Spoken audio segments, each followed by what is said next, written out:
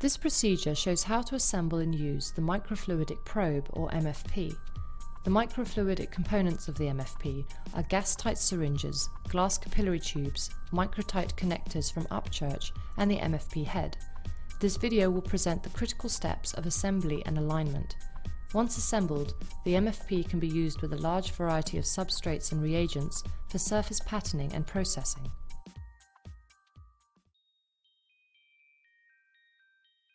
Hi, I'm Cecile Perrault. I'm a postdoctoral fellow in the laboratory of David Juncker in the Department of Biomedical Engineering at McGill University in Montreal, Canada.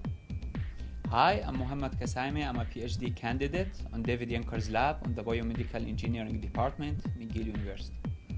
Hi, I'm David Juncker. I'm an assistant professor in the Department of Biomedical Engineering, and I would like to welcome you today to our demonstration on the microfluidic probe.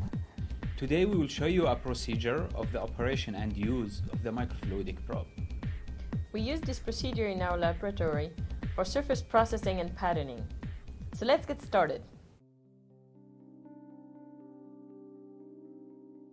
To start this protocol, plastic syringes and needles are used to fill gas-tight glass syringes with reagents, ensuring that no air bubbles are present. Typically, we use a 1 to 10 microliter syringe for injection and a syringe with 5 to 10 times larger volume for aspiration.